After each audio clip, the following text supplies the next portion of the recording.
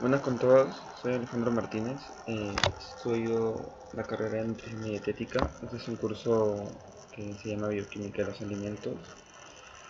El tema de el día de hoy voy a hablarles sobre pigmentos. Los pigmentos son importantes ya que los encontramos en bastantes verduras, frutas, carnes, microorganismos. Entonces va a ser muy importante el conocimiento de esto para futuros nutricionistas por los siguientes temas que vamos a marcar. Partiendo por la definición, tenemos de que los pigmentos son responsables del color y las características sensoriales de las plantas y alimentos. Por ejemplo, encontramos la astringencia de las frutas y hortalizas. En este caso también existen de manera sintética, con el nombre de colorantes y lacas.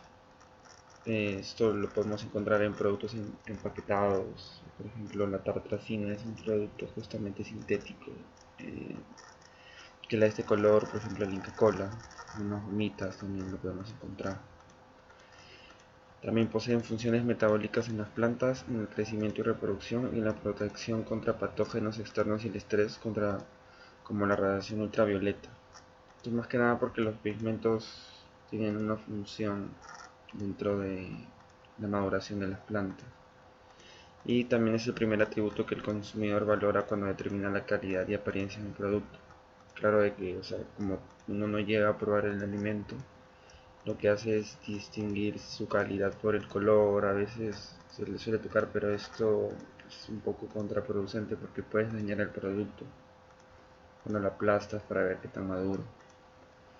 Y bueno, las clasificaciones están en dos: los vegetales y animales. En los casos de los vegetales, como podemos ver, se clasifican en flavonoides, y los flavonoides se dividen entre flavonoles, flavononas, flavonas, antocianinas, isoflavonas, catequinas, los taninos, los carotenoides, que también se dividen entre carotenoides antófilas, y la clorofila, que vamos a estar hablando en las siguientes diapositivas. Ahí podemos ver su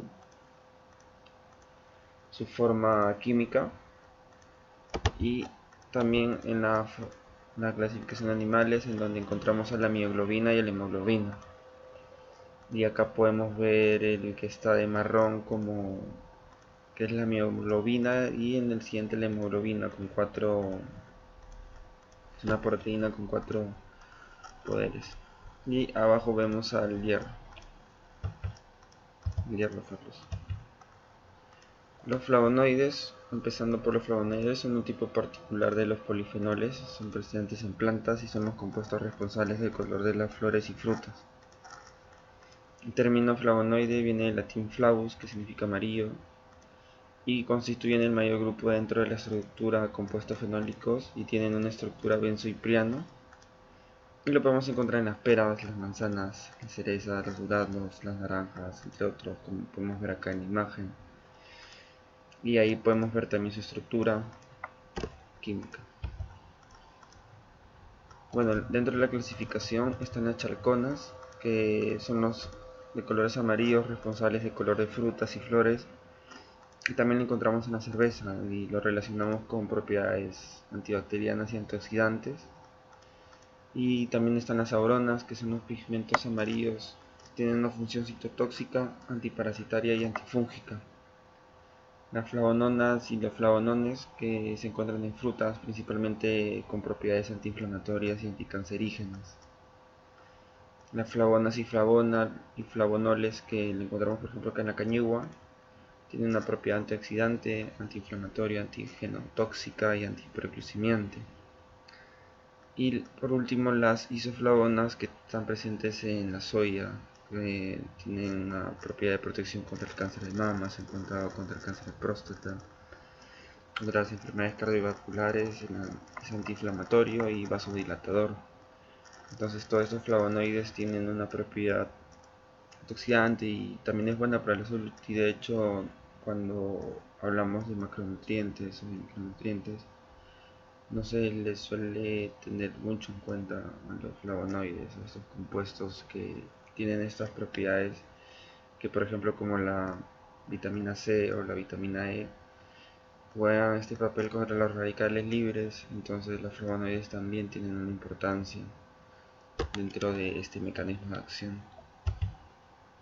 Por el lado de las antocianinas y las catequinas, empezando por la primera, son los grupos de pigmento azul, rojo, violeta presentados en la saya celular de diversas frutas y pocas hortalizas. Por ejemplo, lo podemos encontrar en las uvas, en el blueberry de los arándanos, entre otros. Cuando la su forma molecular es antocianidina y esta se encuentra unida a una molécula de azúcar, y cuando sucede esto ahí se transforma y se le denomina antocianina.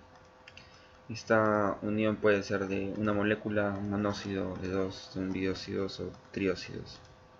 En la naturaleza encontramos 6 tipos importantes de antocianidinas: la pelargonidina, la clanidina, la delfinidina, la peonidina, la pentunidina y la malvidina. Y ahí podemos ver en qué tipos de alimentos los podemos ver según el cuadro. Y arriba vemos la estructura de la antioxidina, donde el radical 1 y radical 2 puede ser hidrógeno o azúcares, y pueden ser entre hidrógeno o OH. Bueno, dentro de las antocianinas, lo importante es que se encuentran ampliamente en alimentos de origen vegetal también. Junto con los taninos, antocianinas son responsables del color rojo de los vinos añejos. Está relacionada con la prevención de enfermedades como el estrés oxidativo, enfermedad cardíaca y cáncer, que es justamente una característica que tienen estos flavonoides. Y hay una estabilidad del pH en que la reacción depende del pigmento y temperatura. Pueden ser muy reactivos debido a que no tienen electrones apareados, entonces esto puede ser justamente a la mano con los radicales libres, y va a existir una decoloración por adición de sulfato-sulfito. También son inestables a la degradación oxidativa, como lo he mencionado, y acá podemos ver por ejemplo que un pH ácido rojo se da un color rojo estable, un pH de 4,5 es incoloro, de 6 a 7 es púrpura y de 7 a 8 es azul oscuro. Y ahí podemos ver por ejemplo en esta imagen distintos tipos de productos en donde encontramos estas antocianinas. Tienen una estabilidad a temperatura, pero a una gran temperatura se da un cambio profundo e irreversible. La acidez de las frutas mantiene el color justamente de las antocianinas una vez que es cocinado, pero la adición de ácido ascórbico favorece su destrucción. Acá podemos ver también en el cuadro unas temperaturas de almacenamiento, tanto si el producto es pasteurizado y sin pasteurizar, para calcular la degradación de antocianinas una vez son refrigeradas. Por el lado de las catequinas encontramos en cacao, en el vino, la manzana, las peras, los frutos, los rojos, el chocolate negro y el té, como los podemos ver acá en estas imágenes, y ahí también podemos ver la estructura química. Se asocia con la inhibición de la trombosis arterial, la actividad antiinflamatoria, la reducción del colesterol total y la lipoproteína de baja densidad LDL, que en vivo como parte de su capacidad antioxidante. Esto es importante debido a que, justamente como menciono, una propiedad antiinflamatoria, lo cual es muy importante por ejemplo en personas con obesidad, que tienen este tipo de patologías donde hay una inflamación leve pero constante. Entonces, consumir este tipo de catequinas puede ser beneficioso para su salud, sobre todo para prever ciertas enfermedades como las mencionadas. Isoparencia es un sólido incoloro. Acá podemos ver los tés, sus esencias, ciertas frutas que contienen catequinas y las hojas de cacao. Los taninos son compuestos presentes en hojas, frutos y hortalizas. Son parte de la protección de las plantas contra las infecciones, y los herbívoros dan una tonalidad entre amarillo y marrón y disponen de un sabor amargo. Existen como condensados, por ejemplo en las cáscaras y las semillas de la uva, hidrolizables, los galatoninos como la uva, la fresa y la zambresa, y los elagitaninos como los mangos y las bayas. Todos estos teniendo una actividad antibacteriana, y complejos como la acutucima, que inhibe crecimiento de células cancerígenas. Entonces también lo mismo con Los demás flavonoides, en este caso estos taninos, tienen una propiedad muy importante en donde justamente es anticancerígeno y lo vemos también como una actividad antibacteriana, entonces tiene una buena propiedad, una buena implicancia en el sistema inmunológico. Y lo podemos encontrar por ejemplo en el corcho de los vinos, entre los otros que ya hemos mencionado. Estos contribuyen al sabor de la astringencia y son los antioxidantes que protegen a los vinos tintos. Estos sustratos de oscurecimiento enzimático, como en el café, en el cacao y en el té. Acá en los taninos en el vino, por ejemplo, lo podemos encontrar en las pepitas, en los pones en la piel, en los barriles. Y acá podemos ver en este cuadro las diferencias entre hidrolizables y condensados, más que nada las clasificaciones, como ya lo había mencionado. Otro grupo muy importante son los carotenoides. Por ejemplo, el más común es el betacaroteno, que es provitamina A. Lo encontramos en diversas frutas y vegetales que tienen una propiedad muy antioxidante y son beneficiosos para la salud de la persona. Los carotenoides son un grupo numeroso de pigmentos muy difundidos en los reinos vegetales y animales. El nombre genérico deriva de zanahoria, la Lacus carota, y produce colores que van desde el amarillo hasta el rojo intenso. La presencia en animales de carotenoides es por ingestión, ya que estos no pueden sintetizarlos de nuevo.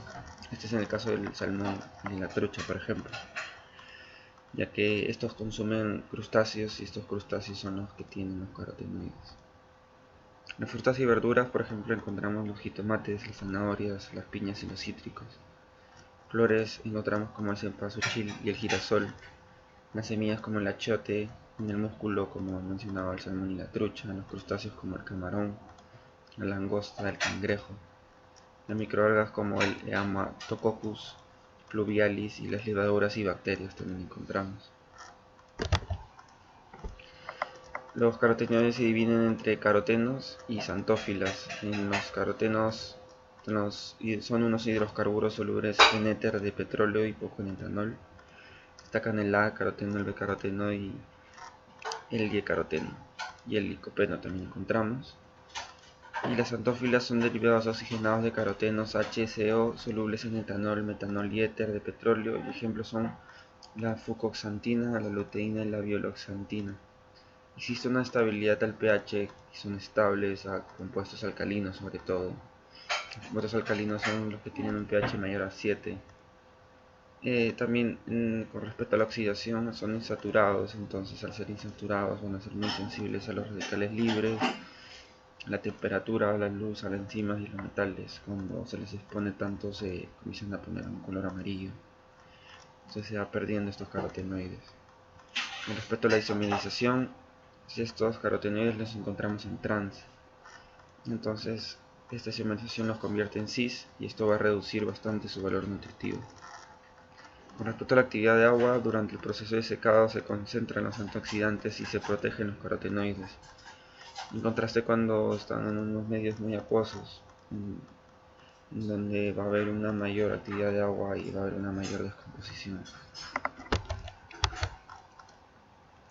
Por otro lado tenemos a la clorofila. Esto está más encontrado en los vegetales. Bueno, es de los vegetales justamente por la clorofila, que es parte de las hojas y que deben estos mismos sus colores, llegando a la senescencia, van dejando paso a los carotenoides. Entonces, por ejemplo, cuando alguien compra la verdura, cuando la deja hasta el tiempo se va tornando el color amarillo, entonces se va perdiendo esta clorofila. Existe una alteración, la alteración más común es la feofitización, que es el reemplazo del magnesio por el hidrógeno de verde a pardo. Como podemos ver en el cuadro, esta feofitización hace de que el magnesio se pierda y que se dé otro compuesto justamente para que es un feofórbido, en donde hay un hidrógeno y ya se pierde el magnesio y pierde un valor nutritivo muy importante dentro de los vegetales. Las sustancias de origen vegetal que tienen una estructura muy parecida en el colesterol y que impide que el colesterol de los alimentos se absorba en el intestino. Estos son estudios de que, como podemos ver acá en el cuadro, entre los fitoesteroles y la estructura del colesterol es muy parecida. Entonces lo que sucede es de que el consumo de estos fitoesteroles, como en este caso la clorofila, hacen de que se dé una menor absorción del colesterol en el intestino y sea más excretado. Esto va a ser muy importante en personas que tienen problemas de lipidemia o que tienen obesidad. Entonces este colesterol va a ayudar justamente a ser excretado y a que no cause problemas a largo plazo. Va a disminuir el LDL, que justamente antes lo he mencionado, y se puede observar también un mayor nivel de HDL, que es justamente que está relacionado con propiedades antiinflamatorias. Justamente la clorofila inhibe la absorción intestinal del colesterol, como he mencionado, e impide que el colesterol se vierta en la sangre, y estimula la eliminación del colesterol. Existe una conservación del color durante la cocción, pero no se debe tapar la olla en los primeros minutos y debe de haber suficiente agua para cubrir las verduras, y a mayor cocción se da una destrucción de la clorofila. Por último tenemos a la mioglobina y la hemoglobina. Estos son responsables del pigmento rojo en las carnes. La mioglobina es el principal pigmento y la hemoglobina el pigmento de la sangre. ¿Cuál es el problema? De que casi todos los productos cárnicos se les elimina la sangre una vez da su sacrificio. Entonces todo el color responsable se le atribuye justamente a la mioglobina. Pero a la mioglobina existen factores que van a afectar su estabilidad de los pigmentos, como la luz, la temperatura y la humedad relativa, el pH y la presencia de bacterias específicas. Como acá podemos ver, ante una mayor oxigenación, la mioglobina cambia a oximioglobina, en donde se da de este color ferroso rojo, se cambia a este color ferroso rojo brillante. Entonces ya se pierde ciertos valores nutritivos dentro de la mioglobina, bueno, en este caso de la carne, y cuando hay una mayor también oxidación, esto es por mayor entrada de oxígeno, la, la mioglobina cambia a metamioglobina, en donde ya no se de ferroso cambia a férrico y el color ya es pardo. Entonces también se da un cambio justamente en el valor nutricional de la carne. Por eso el color de la carne depende de la química de la mioglobina, su estado de oxidación, el tipo de ligando, su unido al grupo hemo y el estado de la globina. Acá tenemos ejemplos sobre, por ejemplo, ciertos fitoesteroles, cómo varía si es que se les cocciona dentro de un sancochado. Por ejemplo, podemos ver de que tanto el melocotón, la uva, la naranja, la lechuga, la espinaca, una vez estando crudo tiene bastante cantidad de polifenoles, pero una vez ha pasado una cocción se reducen.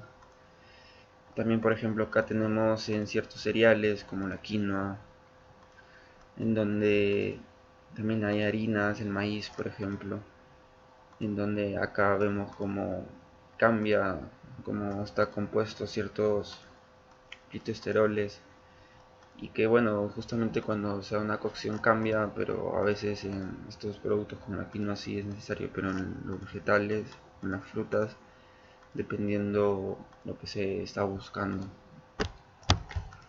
Y bueno, estas son las referencias bibliográficas usadas, y quisiera añadir, justamente porque esto es expuesto hacia ustedes, hacia unas personas que están interesadas en la nutrición, de que los compuestos fitoesteroles van a variar bastante en lo que he mencionado durante la exposición, durante la temperatura, el pH, la actividad de agua, pero es muy importante este tipo de alimentos dentro de la alimentación, ya que sus propiedades, como estaba mencionando, antioxidantes, antiinflamatorias, anticancerígenas, con el control del colesterol, con la reducción del LDL, también se ha visto, por ejemplo, de que en el caso, por ejemplo, de la hemoglobina tiene bastante hierro. Entonces este es un producto muy importante justamente acá en Perú, donde hay bastante casos de anemia, entre otros productos se encuentra en casi todas las frutas y las verduras, se encuentra algún tipo de fitoquímico. Entonces tener conocimiento, saber clasificarlo y saber las propiedades va a ser muy importante para el momento de dar una intervención nutricional a un paciente, en donde cuando siempre se le promueve que consuma frutas y verduras no solamente por el nivel de fibra y también porque son productos hipocalóricos y por la cantidad grande de minerales, de micronutrientes que tienen, sino también justamente se le debe de promover por estos fitoquímicos. Y eso sería con toda la exposición y agradezco su tiempo. Gracias.